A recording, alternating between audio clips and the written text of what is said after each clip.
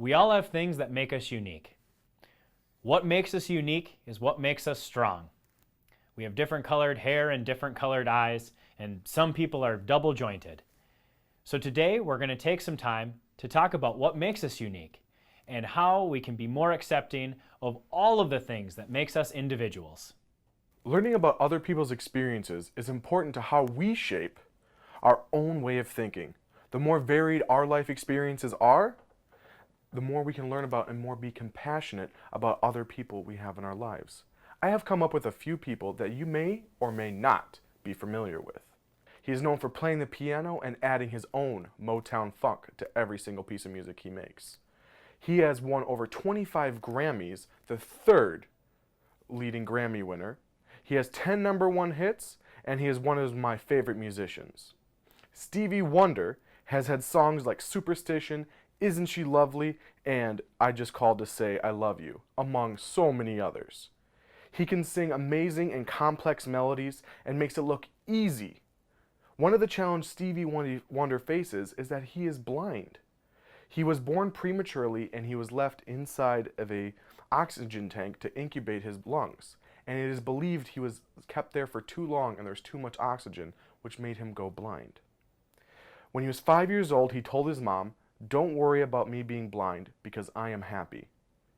In those words, he is showing the complete example of a scout is cheerful. He maintained a positive attitude as a child and in no doubt helped him be a successful musician in his career. He used that positive attitude to reach himself to play the piano and the harmonica before he was even the age of 10.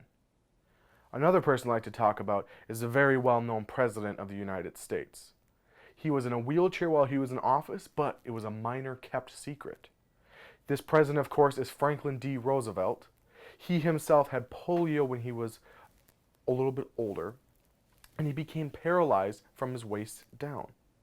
He did not let that fact stop him. Not only was he president several times, but he also led us through World War II, and is also the son-in-law of the great Teddy Roosevelt, who everybody knows was a great friend of Lord Baden-Powell. Learning about different people from different backgrounds can always help yourself become a better listener, a kinder friend, and more friendly to people in all walks of life. Wow, that's really cool to hear about some famous people who did so much. I also have a really good friend who competes in extreme sports. So now we're going to hear from my friend Dan, who's going to tell us a little bit about adaptive extreme sports. Hi everyone, my name is Daniel Edmondson and I am an adaptive athlete competing in skateboarding, wake surfing, and snowboarding. And you might be wondering, what's adaptive sport? It's a term for sports for people with disabilities. We take sports that everyone does and we adapt them to suit our needs so that we can all be a part of it. And for me, that means using different types of equipment to change the nature of the sport so that I can ride skateboard, snowboard, and wake surf.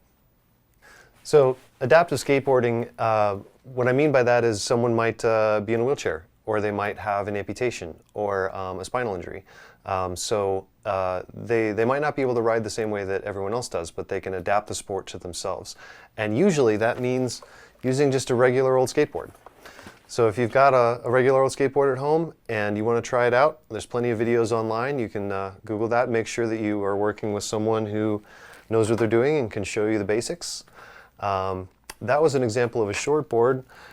Here we also have a long board or a cruiser or a downhill board. So these are going to be easier to roll over some larger rocks and go on pathways and also downhill. So very different setups. So make sure you do the research on what kind of equipment you need before you start on your skateboarding adventure.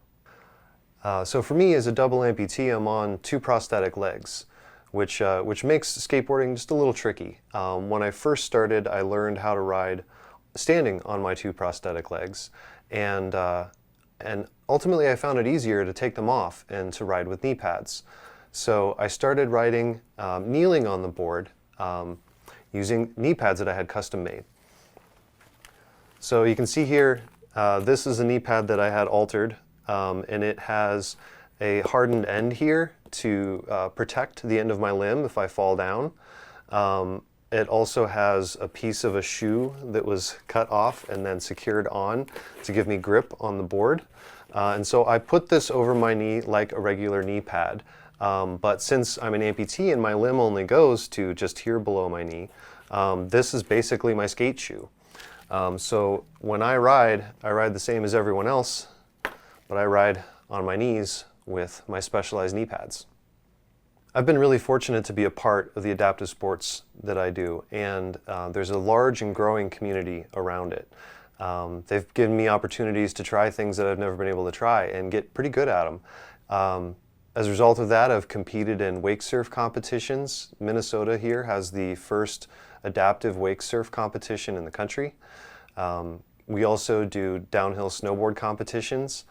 And then also I've been part of the added to the International Downhill Federation as one of their first adaptive riders. I actually was the first to log first place in a downhill competition in the adaptive category. So just so everyone gets a visual idea of what I'm usually working with, since we can't show you head to toe on camera here, I'm going to show you that this is what my legs looks like. So this is what I stand on, walk on day in and day out, and I have that on both sides, both below the knee. And so learning how to do an adaptive sport on a prosthetic can be tricky, and it just takes time. But something to remember about people with disabilities is that they're all different, just like all of us are different. And we all have to find our own ways to adapt to situations and learn things our own way. So when it comes to skateboarding, there's all kinds of different examples of ways that people with different types of disabilities and abilities have adapted the sport to make it work for them. Isn't that awesome? Thanks, Dan, for telling us a little bit about the sports that you compete in. Now, sometimes disabilities aren't something that we can see on the surface. So my friend Anna has stopped by to tell us a little bit about invisible disabilities. We're all different, right? Think about how you might be different from your friends or even your family. Some people have brown eyes, other people have blue eyes, some people are tall, others are short. You might have curly hair, while you know other people who have straight hair. The point being, we all look different.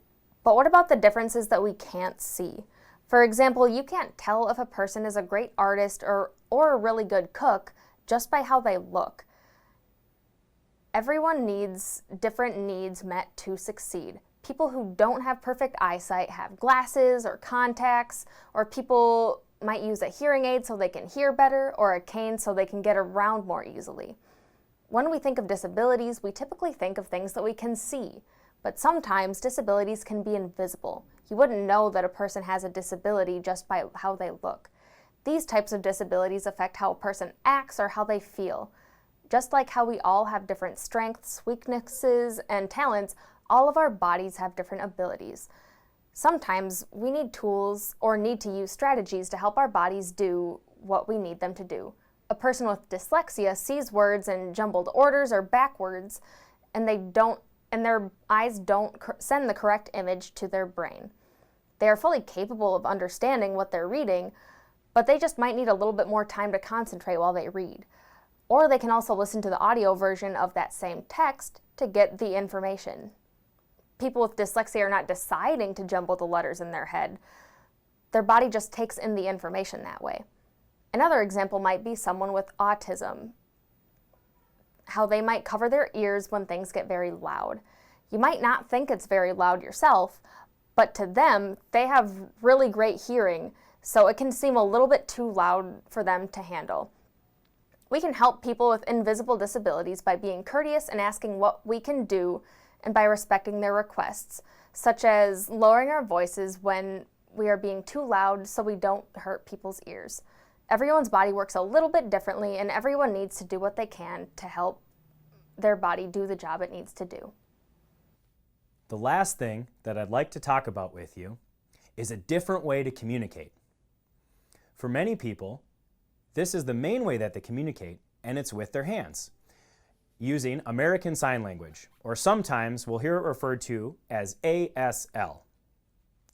It's a different way to communicate using signs with your hands. It's really fun to learn how to sign your own name or sign other useful phrases. I took some time to learn some of the Scout Law. I'd like to teach that to you here today. So let's go through a few. A Scout is trustworthy.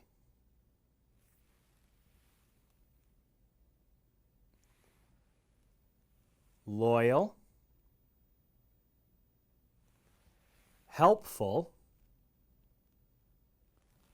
Friendly. Now I encourage you to rewatch what we just did, and with the help of your parents, go online and learn the rest of the Scout Law and show that to your friends and Den.